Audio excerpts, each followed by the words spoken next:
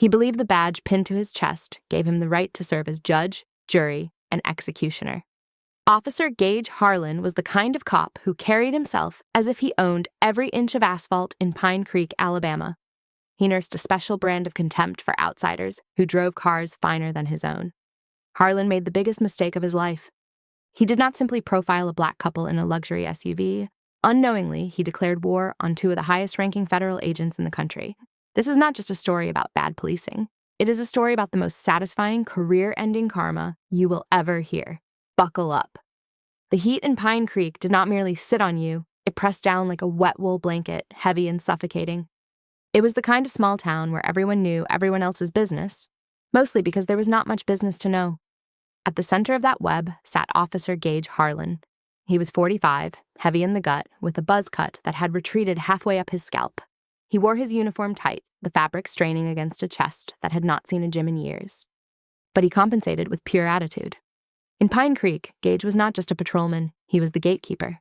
He had been on the force for 2 decades, long enough to know which drunk drivers to escort home and which ones to throw in the tank. He had cultivated a reputation carefully. They called him the Hammer down at the local dive bar, the Rusty Nail. He liked that nickname. Hammers crush things. Gage was parked in his usual speed trap, a gravel turnout hidden behind a massive billboard advertising Langston's personal injury law. He sipped lukewarm sweet tea, sweat beading on his upper lip, watching the interstate traffic trickle onto Main Street. He was bored. Boredom was dangerous for a man like Gage. Boredom meant he started looking for trouble. That was when he saw it. An obsidian black Range Rover, the newest model, gleaming so brightly the sun bounced off it like a mirror. It moved slowly, respectfully, doing exactly the speed limit. But to Gage, that was the first red flag. In his mind, nobody drove the speed limit unless they were hiding something. He squinted, leaning forward over the steering wheel. The windows were tinted dark, barely legal by Alabama standards, but he could make out the silhouettes. 2 people. As the car passed his hideout, a shaft of sunlight cut through the windshield. Gage saw the driver, a black man with broad shoulders, sunglasses, one hand casually on the wheel. Next to him sat a black woman, looking down at a phone or a map. The knot in Gage's stomach tightened. It was that familiar mix of jealousy and territorial aggression. Drug money, he thought instantly. The reflex came from a neural pathway worn deep by years of unchecked bias. Who else drives a 6-figure car through Pine Creek? Nobody working a 9-to-5 buys that. He did not check the plates. He did not wait for a traffic infraction. He simply threw the gear shift into drive. The gravel crunched loudly as his cruiser lurched onto the pavement. "Dispatch, this is Unit 4 Alpha," Gage mumbled into his radio, not bothering to swallow the ice in his mouth. "I'm pursuing a suspicious vehicle, black Range Rover heading north on Main, possible drug trafficking suspicion." The dispatcher, old Mrs. Higgins, crackled back. She did not ask for probable cause. In Pine Creek, Gage's gut was probable cause. Gage flipped the lights. No siren, just the silent strobe threat of authority. He sped up, riding the bumper of the Range Rover, aggressively trying to spook them. "Run," he thought. "Give me a reason." The Range Rover did not run. It did not swerve. The driver signaled right calmly, methodically, and pulled over onto the dusty shoulder near the old Baptist church. Gage smirked. Gotcha. He checked his dash cam. It was on, but Gage knew the tricks. He angled his cruiser slightly so the camera would catch the suspect's door, while the audio could be temperamental if he needed it to be. He unbuckled his seatbelt and adjusted his duty belt. He rested his hand on the grip of his Glock, not drawing it, just letting it know he was there. He walked up to the passenger side window. He preferred the passenger side. It threw people off and made them turn their backs to him. He rapped his knuckles hard on the glass. Bang, bang, bang. The window slid down silently. Inside, the air conditioning blasted cool air that smelled of new leather and nothing else. The woman in the passenger seat turned to look at him. She was striking with sharp features, hair pulled back in a tight professional bun, wearing a navy blazer. She looked at him over the rim of her sunglasses. Her eyes were not fearful. They were annoyed. "Is there a problem, officer?" she asked. Her voice was crisp, articulate, without any accent. Gage hated that tone. It sounded like education. It sounded like she thought she was better than him. "License and registration," Gage barked, ignoring her question. He leaned in, letting his sweaty face invade their cool sanctuary. He looked past her to the driver. The driver was a mountain of a man. He wore a fitted gray t-shirt that showed off arms the size of tree trunks. He too was calm, unnervingly calm. "I asked you a question, ma'am," Gage said, his voice dropping an octave. "Do you know why I pulled you over?" "We were doing the speed limit," the driver said. His voice was deep, a bass rumble. Signal was on. Plates are valid. I pulled you over because you have an obstructed view, Gage lied. It was his go-to excuse. That air freshener hanging from the mirror. There was no air freshener. The driver glanced at the rearview mirror, then back at Gage. There's nothing on the mirror, officer. Don't get smart with me, boy, Gage snapped. The slur slipped out easily, a casual flex of power. I said license and registration. Now. The woman sighed, a sound of pure exhaustion. Ronan, just give it to him. Let's get this over with. The driver, Ronan, reached slowly toward the center console. Hands, Gage screamed, jumping back and putting his hand on his gun. I want to see hands on the dash now. I'm getting my wallet, Ronan said, freezing his movement. You asked for ID. I don't know what you're reaching for, Gage yelled, playing to the invisible audience of his dash cam, setting the stage for self-defense. Get out of the car, both of you, out. Officer, the woman said, her voice turning icy. This is unnecessary. We are complying. Get out or I will drag you out, Gage roared. He was escalating it. He wanted a reaction. He wanted them to yell back, to resist. That gave him permission to do what he really wanted. Put them on the ground. Ronan looked at the woman. They exchanged a glance Gage could not decipher. It was not fear. It was a silent communication protocol. Okay, Ronan said. We're stepping out.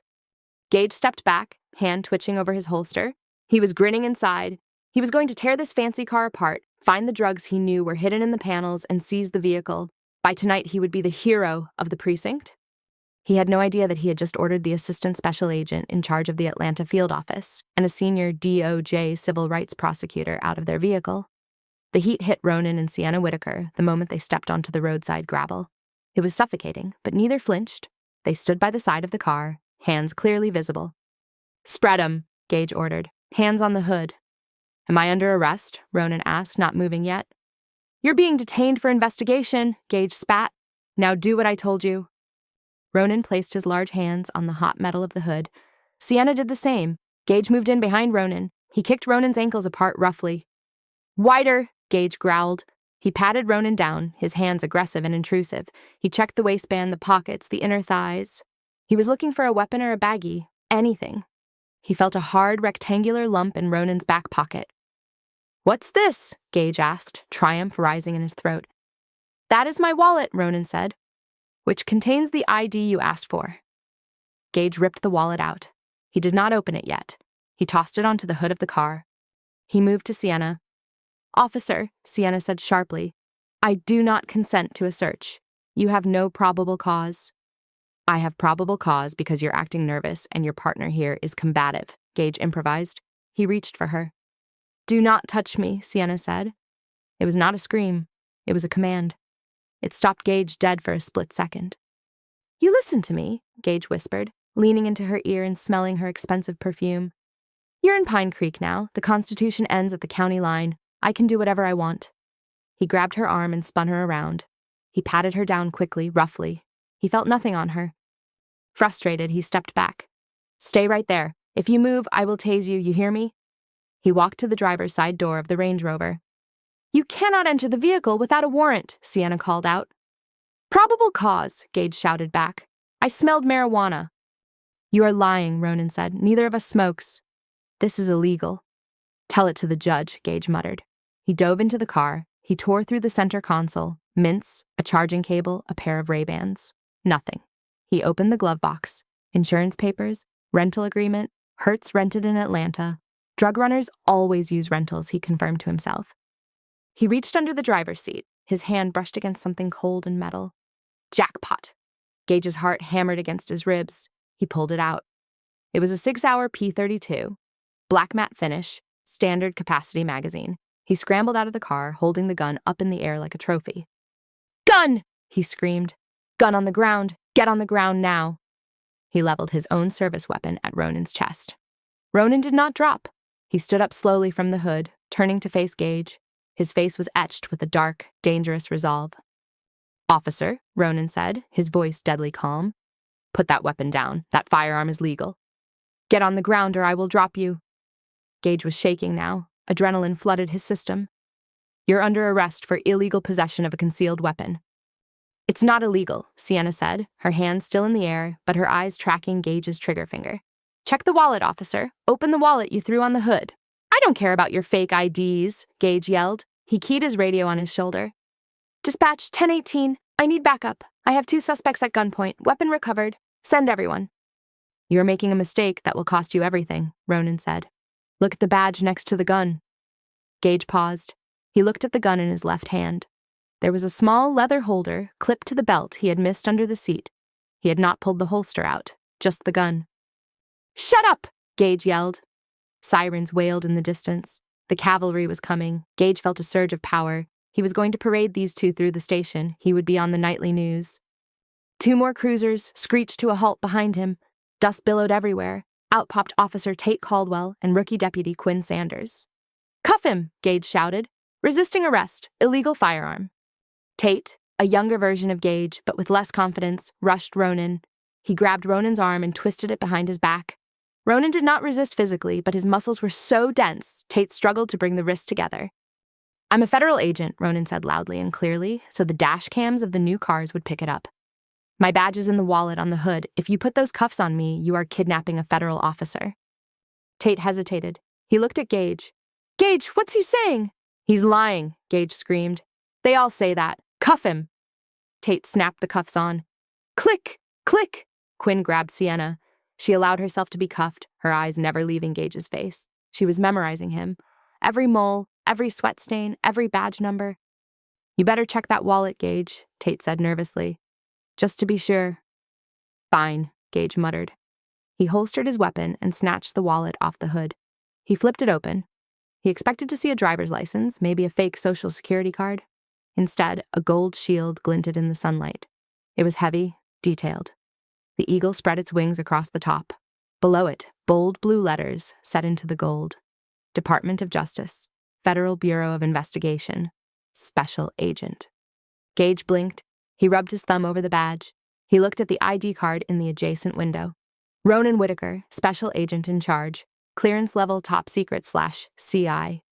Gage's stomach dropped through the floor. The world tilted slightly on its axis. The heat seemed to vanish, replaced by a cold chill that started at the base of his spine. He looked at the second wallet. Sienna's purse was in the car. He ran to the car, grabbed her purse, and dumped it on the seat. Another badge tumbled out. United States Department of Justice Civil Rights Division. Senior Prosecutor. Gage looked up. Ronan was standing by the trunk of the cruiser, cuffed.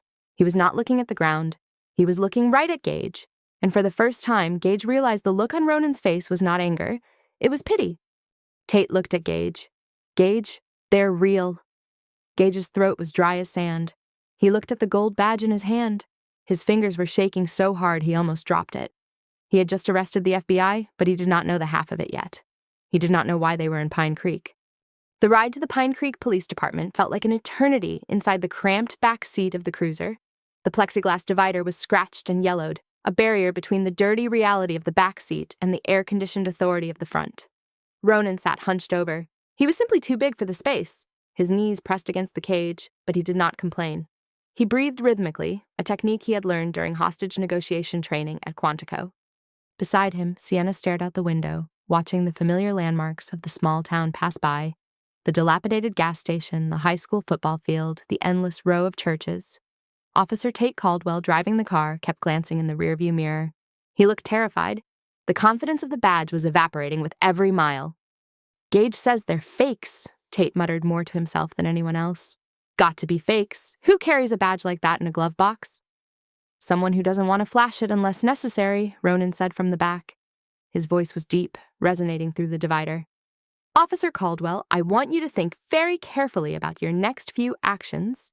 You are currently an accessory to a federal kidnapping. If you process us, if you print us, you are cementing your role in this lawsuit.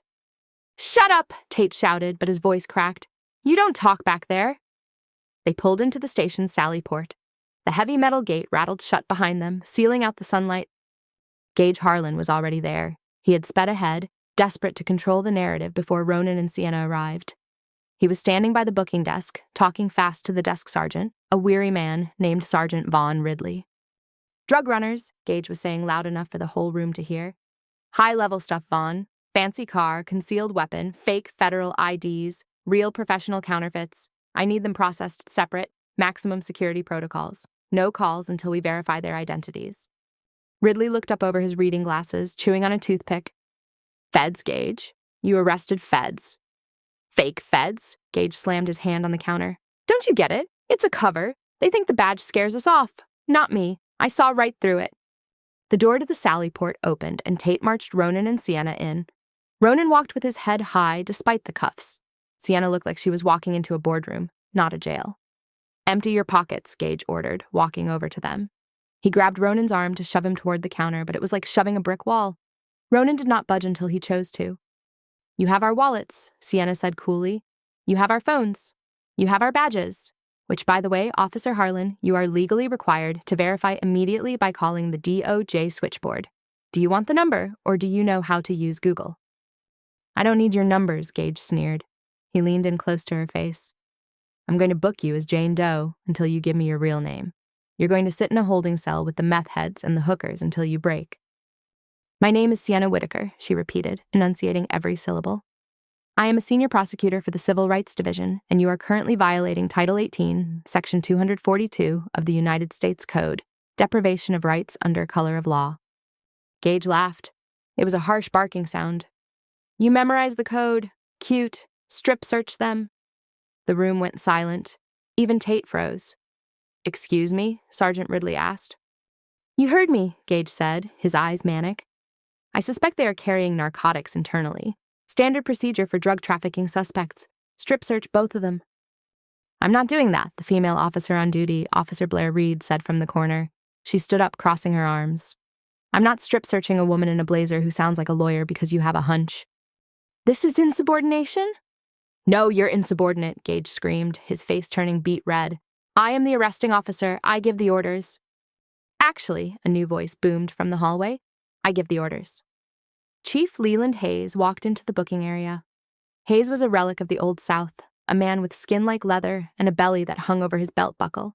He was not a good man, but he was pragmatic. He did not like noise, and Gage was making a lot of it. What is this circus, Harlan? Hayes asked, eyeing the well-dressed couple in cuffs. Chief, I caught big fish, Gage said, rushing over. Drug runners, Range Rover, concealed weapon, and look at this. He tossed the badges onto the counter. Fake federal IDs, real professional counterfeits. Hayes picked up Ronan's badge. He felt the weight of it. He ran his thumb over the engraving. He frowned. He had seen fake badges before. They were usually light, cheap metal, with glued-on centerpieces. This badge was solid brass. The enamel was perfect, and it had a chip embedded in the back for secure building access. Hayes looked up at Ronan. He looked at the handcuffs. Who are you? Hayes asked quietly. Special Agent in Charge Ronan Whitaker, Ronan said. FBI, Atlanta Field Office. And if you don't take these cuffs off me in the next few seconds, Chief Hayes, I will personally ensure that this building is turned into a parking lot. Hayes looked at Gage. Did you run the badge number? It's fake, Gage insisted. Why would I run a fake number? Now run it, Hayes ordered Ridley. I can't, Ridley said, typing on his keyboard. System's slow. But Chief Hayes looked at the woman's ID Whitaker, same last name. Hayes' eyes narrowed. You arrested a husband and wife. Siblings, Sienna corrected, and partners on the task force. Task force? Gage scoffed. What task force? There's no task force in Pine Creek. Ronan smiled. It was a terrifying smile. That's because you're the target, Harlan. The air left the room. What did you say? Gage whispered. We aren't passing through, Ronan said, his voice dropping to a low rumble that vibrated through the room. We've been tracking a money laundering scheme involving Langston's personal injury law and kickbacks to local law enforcement for some time. We were on our way to meet with our local informant when you pulled us over. Gage's face went white. The billboard. He sat under that billboard every day. He took cash envelopes from Langston every week to ignore certain DUIs. He's lying, Gage shrieked. He's trying to scare you. Uncuff them, Hayes said softly. No, Gage yelled. He drew his taser. Nobody touches them. They are my collars. Gage, put the taser down, Tate shouted, drawing his own gun. The station was in a standoff. Police versus police. This is it, Ronan said calmly. The moment you decide how your life ends, Officer Harlan, you tase me, I sue you, you shoot me, my team outside turns this place into Swiss cheese, or you put the weapon down and we talk about a plea deal. Gage's hand shook. He looked at the chief. The chief had turned his back on him. Gage lowered the taser. Uncuff them, Hayes repeated. Tate rushed forward and unlocked the cuffs. Ronan rubbed his wrists. He did not attack Gage. He did not yell. He simply reached over the counter, took his phone from the plastic bin, and turned it on. "I need to make a call," Ronan said. "Go ahead," Hayes said, wiping his forehead with a handkerchief. "Office line is open." "I don't need your line," Ronan said. He dialed a number on his cell. He put it on speaker. The room was silent. "Director's office," a woman's voice answered. "Patricia, it's Ronan Whitaker, Code Red, Pine Creek, Alabama. Code Red." The voice on the other end sharpened instantly. "Status of Agent Whitaker and Prosecutor Whitaker." "Secure, but we have been compromised. Local law enforcement intercepted us. I was held at gunpoint. Illegal search and seizure, false imprisonment." "Are you safe now?" "For the moment, but I need the team. Bring everyone." ETA 12 minutes. They were holding at the perimeter. "Sit tight, Ronan." The line clicked dead. Ronan looked at Gage Harlan. Gage was leaning against the filing cabinet, looking like he was about to vomit. "I'd suggest you start writing your resignation letter, though you won't be needing it where you're going. 12 minutes is a long time in a quiet police station. It is enough time to think about every mistake you have ever made." Gage Harlan sat in a chair in the corner of the booking room. No one was speaking to him. His fellow officers, Tate, Blair, even old Sergeant Ridley, had subconsciously moved to the other side of the room, distancing themselves from the blast radius. Ronan and Sienna sat on a metal bench, composed. Sienna had taken a notebook out of her purse and was writing furiously. Every few seconds, she would look up, look at Gage, and make a note. "What are you writing?" Gage asked, his voice a rasp. "Your indictment," Sienna said without looking up. "I'm adding counts for the threat of the strip search. Sexual harassment under color of law adds a nice 5 years to the sentence." "You can't prove that," Gage mumbled. "It's my word against yours." "Actually," Officer Blair Reed spoke up. "I'll testify to it." Gage's head snapped up. "Blair, you'd rat on a brother?" "You're not a brother, Gage," Reed said, her voice shaking but firm. "You're a bully, and you almost got us all killed today. I'm not going to prison for you." "Traitors!" Gage spat. "All of you!" Suddenly, the coffee in the mug on Sergeant Ridley's desk rippled. A low thrumming sound began to vibrate through the floorboards. It started soft like distant thunder and grew louder. "Thwop! Thwop!" "Is that?" Tate moved to the window. "Helicopter," Hayes said, staring at the floor. Then came the sirens. Not the wail of a single cruiser, but a cacophony. It sounded like an invasion. Tires screeched outside, doors slammed, lots of doors. "Open the gate," a voice amplified by a loudspeaker boomed from outside the sally port. "This is the FBI. Open the gate immediately or we will breach." Sergeant Ridley fumbled for the button. He hit it. The heavy metal door rolled up. The sunlight that flooded in was blinding, but the silhouettes standing in it were terrifying. 6 men in full tactical gear carrying AR-15s moved in a phalanx. On their chests, bold yellow letters FBI. Behind them walked a woman in a sharp gray suit, flanked by 2 of the state troopers. This was Assistant Director Victoria Hale. She looked like she ate nails for breakfast. "Secure the room!" the lead tactical officer shouted. The team swept in. "Hands! Let me see hands!" Every officer in the Pine Creek station, Hayes, Tate, Blair, Ridley, put their hands up. Even Gage. The tactical team moved with fluid precision. They bypassed the locals and went straight to Ronan and Sienna.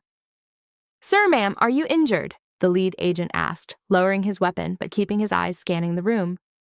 "We're fine, Agent Rostova," Ronan said, standing up and brushing the dust off his trousers. "Situation is contained." Assistant Director Hale walked into the room. She surveyed the scene with a look of absolute disgust. She locked eyes with Chief Hayes. "Who is in charge here?" she demanded. I am," Hayes stammered. "Chief Leland Hayes." "Chief Hayes," Hale said, stepping into his personal space. "You are relieved of command, effective immediately. The Alabama State Bureau of Investigation is taking over this precinct. This is now a federal crime scene." "On what grounds?" Hayes tried to muster some authority. "On the grounds that your department is running a protection racket for Langston's personal injury law and kickbacks to local law enforcement," Ronan interrupted. "We have the wiretaps, Chief. We have the bank records. We know about the kickbacks. We know about the planted evidence." Ronan turned his gaze to Gage. "And we know about Officer Harlan's enforcement techniques?" Hale turned to look at Gage. "Is this the one?" "That's him," Sienna said, standing up. She pointed a manicured finger at Gage. "Officer Gage Harlan. He initiated the stop without probable cause, assaulted a federal officer, filed a false report, attempted to conduct an illegal strip search, and brandished a taser against detained suspects. Hale nodded. She gestured to the tactical team. "Cuff him!" 2 agents grabbed Gage. They did not do it gently. They kicked his legs apart and slammed him against the wall, mirroring exactly what he had done to Ronan earlier. "Hey, watch the shoulder!" Gage yelped. "You have the right to remain silent," Agent Rostova recited, tightening the zip ties until they bit into Gage's wrists. "Anything you say can and will be used against you in a federal court of law." "This is a mistake," Gage shouted as they hauled him toward the door. "I was just doing my job. They looked suspicious. It was a good stop." Ronan walked over to Gage as he was being dragged out. He leaned in close. "You wanted to find drugs in my car, Gage," Ronan asked softly. "You wanted to be a hero. Well, you're going to be famous. You're going to be the face of police corruption in the state of Alabama." "Screw you!" Gage spit at him. Ronan wiped the speck of saliva from his cheek. He did not flinch. "Get him out of here," Ronan said. As Gage was shoved into the back of a black federal SUV, a cage much smaller and darker than his own cruiser, he saw them. The media. News vans were pulling up. CNN, Fox News, local affiliates. The FBI did not just bring guns, they brought the spotlight. The story of a corrupt small-town cop arresting the FBI was too good to pass up. Back inside, the station was being dismantled. Agents were seizing computers. Files were being boxed up. Chief Hayes was sitting in a chair, head in his hands, as a state trooper read him his rights. Sienna walked over to the booking desk and picked up her badge. She clipped it onto her belt. She looked at Ronan. "You okay?" she asked. "I'm fine," Ronan said. He picked up his own badge. "But we're not done. Harlan is just the muscle. We need Langston, and we need the judge who signs off on these bogus warrants." "Langston is at his office," Sienna said, checking her phone. "The B team is raiding it right now." "Good," Ronan said. He looked at Officer Blair Reed and the rookie Quinn Sanders, who were standing in the corner, terrified. Ronan walked over to them. They flinched. "Relax," Ronan said. "I know who the bad apples are. You two just stood by. That's not great, but it's not criminal yet." He handed Reed a business card. "If you want to keep your badges, you're going to tell us everything, every bribe taken, every time Hayes looked the other way. You talk, you walk, you stay silent, you go down with them." Reed took the card. Her hands were shaking. "I'll talk. I'll tell you everything." "Good choice," Ronan said. He turned to the door. "Come on, Sienna, let's go get our car back. I think Officer Harlan left it unlocked." As they walked out of the station into the humid Alabama afternoon, the cameras flashed. Ronan did not smile. This was not a victory lap. It was just the beginning of the cleanup. But for Gage Harlan, watching through the tinted window of the federal transport, his life as he knew it was effectively over. He just did not know how bad it was going to get. The federal courthouse in Birmingham was a stark contrast to the humid, dusty streets of Pine Creek. It was a fortress of marble and glass, air-conditioned to a crisp coolness. But for Gage Harlan, sitting at the defendant's table in an orange jumpsuit that was 2 sizes too tight, it felt like an oven. The courtroom was packed. Every seat in the gallery was taken. In the front row sat Ronan and Sienna Whitaker, looking impeccable in tailored suits. They were not just witnesses. They were the architects of Gage's downfall. Behind them sat the national press. The story had gone nuclear. The dashcam footage, the very footage Gage had hoped to use to frame them, had been leaked. YouTube had it. Twitter had it. Millions of people had watched Gage Harlan sneer, "Don't get smart with me, boy," to a decorated federal agent. The comment section was a graveyard of Gage's reputation. He was the most hated man in America. "All rise," the bailiff intoned. The Honorable Judge Clarissa Vance swept in. She was known as the Scalpel for her ability to cut through legal nonsense. She did not tolerate theatrics. Gage's lawyer was a court-appointed public defender named Mr. Finch. Gage had tried to hire Langston, the personal injury lawyer he had protected for years, but Langston was not answering calls. "Mr. Finch," Judge Vance said, adjusting her glasses, "we are here for the suppression hearing. You are arguing that the dash cam footage should be inadmissible." "Yes, Your Honor," Finch said, sweating. "My client argues that the audio was altered, that he never used racial slurs, that Agent Whitaker provoked the confrontation to entrap a local officer." Judge Vance looked over her glasses at the prosecution table. Sienna Whitaker stood up. She was not prosecuting this specific case. That would be a conflict of interest. But she was assisting the U.S. Attorney, David Ross. "Your Honor," Ross said, standing, "we have the metadata from the SD card. We have the independent verification from the FBI's Digital Forensics Lab. and we have a surprise witness who can speak to the authenticity of Mr. Harlan's behavior." Gage frowned. "Surprise witness? Who?" "Call Victor Langston to the stand," Ross said. Gage's heart stopped. Langston. The back doors opened, and Victor Langston walked in. He did not look like the confident billboard lawyer anymore. He looked shrunken.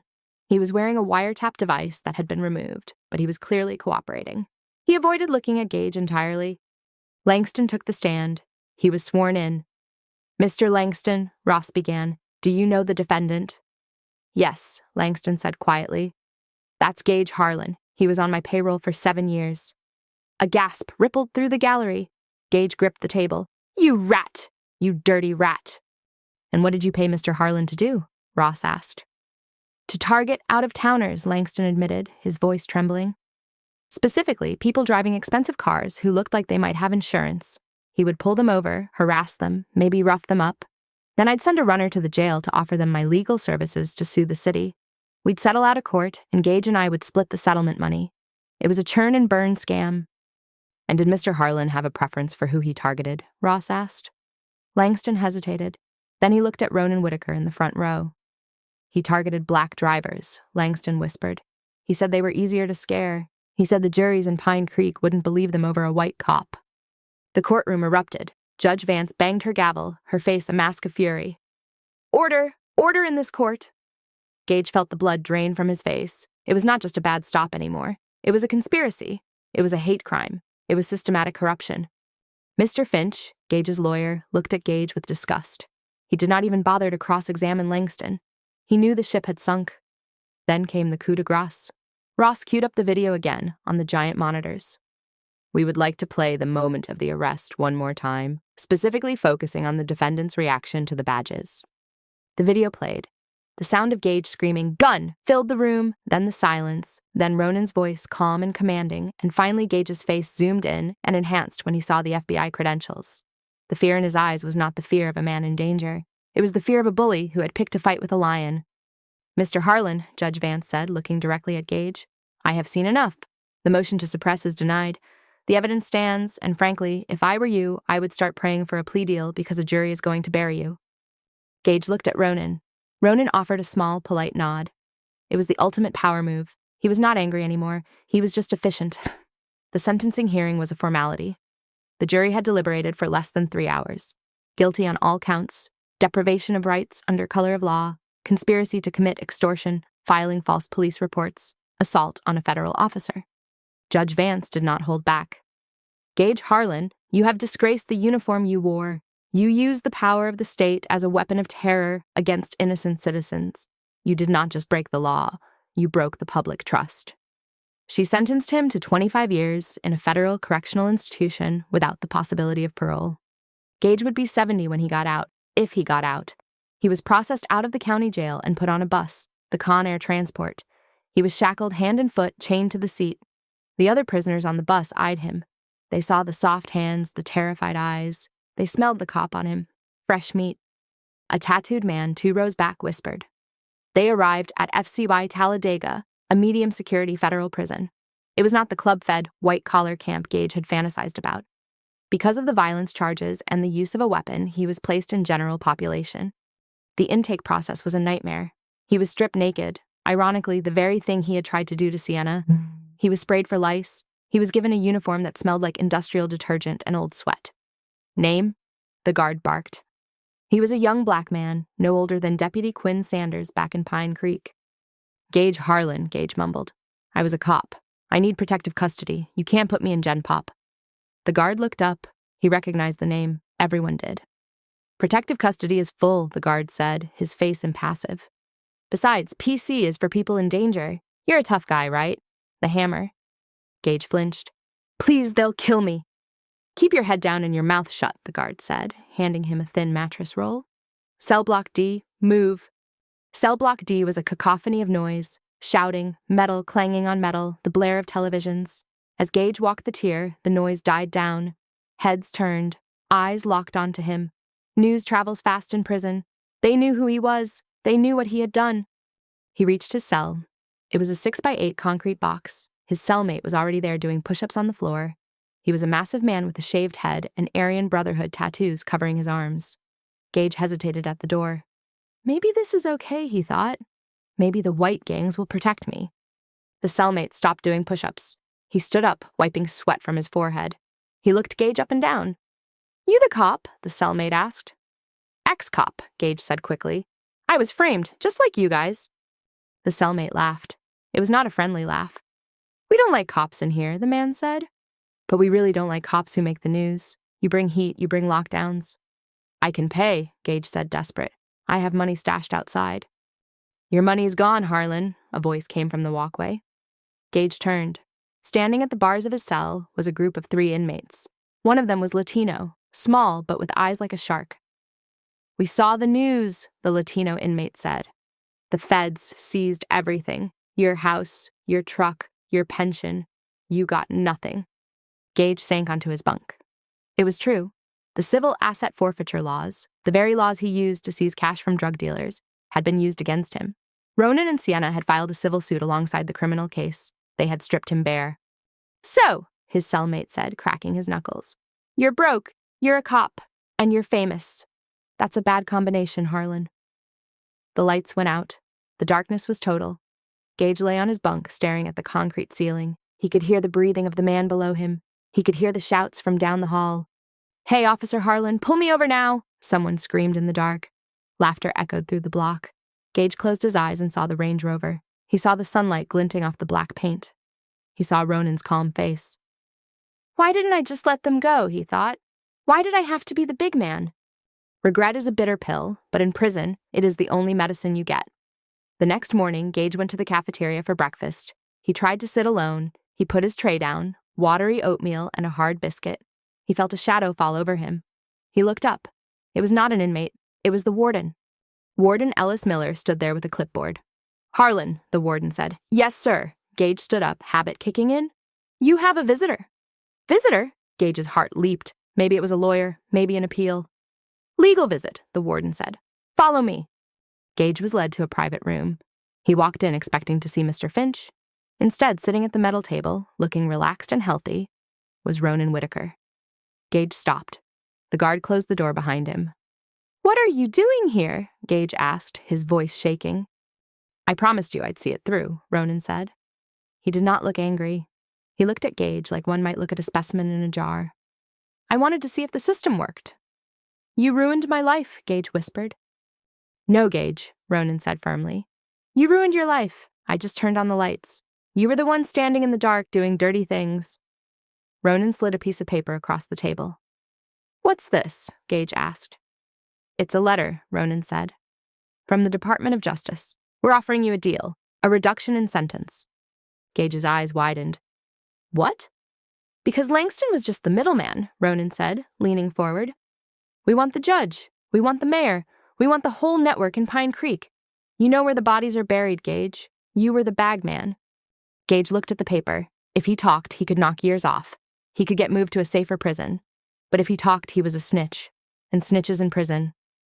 If I talk, Gage said, sweat breaking out on his lip, they'll kill me in here. If you don't talk, Ronan said, standing up and buttoning his suit jacket, you'll rot in here for 25 years. And based on what I saw in the cafeteria, I don't think you'll last 25 months. Ronan knocked on the door for the guard. Think about it, Gage. You have 24 hours. The offer expires when I get back to Atlanta. Ronan walked out. Gage was left alone in the room with the paper. The choice was his. Be a rat and live in fear, or be a convict and die in here. He looked at the signature line on the document. United States of America versus Gage Harlan. He picked up the pen. The pen felt heavy in Gage Harlan's hand, heavier than his service weapon ever had. He stared at the plea agreement lying on the metal table of the prison visitation room. The hum of the fluorescent lights overhead was the only sound, a maddening buzz that seemed to drill into his skull. Snitch. The word echoed in his mind. In the culture of the Pine Creek Police Department, being a rat was worse than being a criminal. But as Gage sat there shivering in his ill-fitting prison jumpsuit, a bitter realization finally washed over him. Where was Chief Hayes, retired with a full pension before the indictments hit? Where was Mayor Granger, probably golfing at the country club, claiming ignorance? Where was Langston, singing like a bird to save his own skin? Loyalty was a lie. It was a currency the rich used to buy silence from the poor. Gage had been the loyal soldier his whole life, the hammer who crushed anyone who threatened the status quo. And what did he have to show for it? A 6x8 cell and a terrifying Aryan Brotherhood cellmate who wanted him dead. Gage uncapped the pen. "Screw him!" he whispered to the empty room. "If I'm going down, I'm taking the whole damn town with me." He signed his name, Gage A. Harlan. The ink was not even dry when he knocked on the door. "Guard, I'm done. Get Agent Whitaker back here." The storm that Ronan Whitaker had promised finally made landfall in Pine Creek. But this was not just rain. It was a hurricane of federal indictments. It started early one morning. The town was waking up. Coffee brewing in the diner, school buses idling, a convoy of black SUVs, unmarked vans, and armored trucks rolled down Main Street. This time they did not stop at the police station. They went straight to the top. Target 1, the courthouse. FBI agents breached the chambers of Judge Silas Abernathy. Abernathy, a man who had sat on the bench for decades signing blank warrants for Gage Harlan to fill in later, was dragged out in his pajamas. He was found shredding documents in his home office. The image of the distinguished judge in a silk robe being handcuffed on his front lawn was broadcast live by the news choppers. Target 2, City Hall. Mayor Clayton Granger was in the middle of a televised press conference denying any knowledge of the corruption when Ronan Whitaker walked onto the stage. "Mayor Granger," Ronan said, his voice booming without a microphone. "Federal warrant." Granger froze. "You can't do this here. I am the mayor." "You're a racketeer," Ronan corrected him. "We have the ledger, Clayton." Gage gave us the ledger. The kickbacks from the construction contracts, the payoffs from the impound lot, the cut you took from every settlement Langston made. It's over. Sienna Whitaker stepped up and slapped the cuffs on the mayor. The press cameras flashed like lightning. It was the perfect visual, the corrupt establishment falling to the very justice they had tried to pervert. Target 3, the remnants across town. The dominoes fell. The towing company owner who charged exorbitant fees and split them with the police, arrested. The doctor who falsified sobriety tests, arrested. Officer Tate Caldwell, who had just stood by and watched, he surrendered voluntarily, tears streaming down his face, hoping for leniency.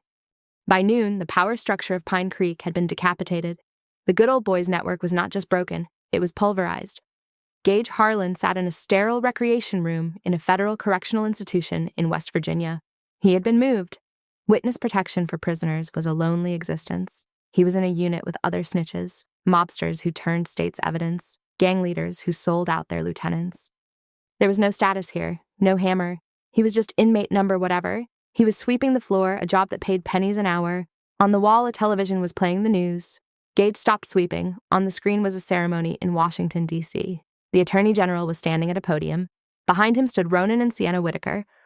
For their extraordinary courage and dedication to the rule of law, the Attorney General said, "Special Agent Ronan Whitaker and Senior Prosecutor Sienna Whitaker are awarded the Attorney General's Award for Distinguished Service.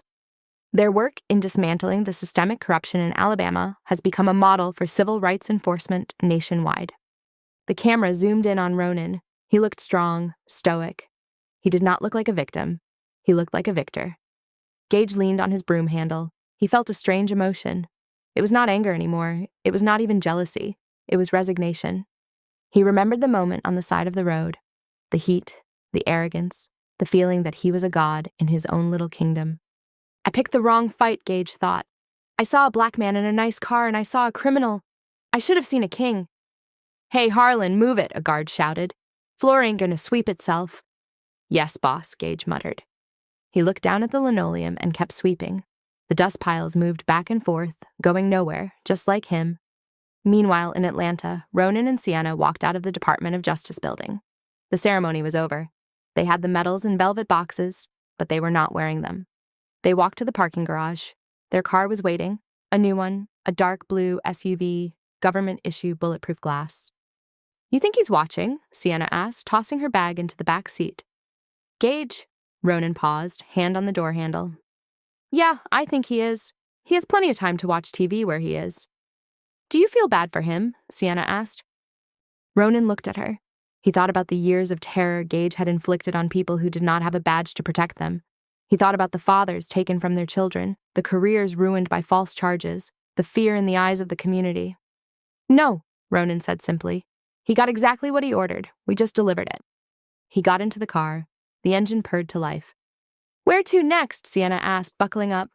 "I heard there's a sheriff in Mississippi who thinks he can seize voting machines." Ronan smiled. He put the car in gear.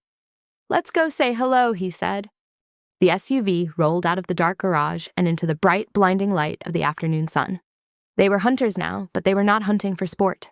They were hunting for justice, and business was good. And that is the story of how Officer Gage Harlan learned the hardest lesson of his life. He thought his badge made him untouchable. He thought his prejudice was patriotism.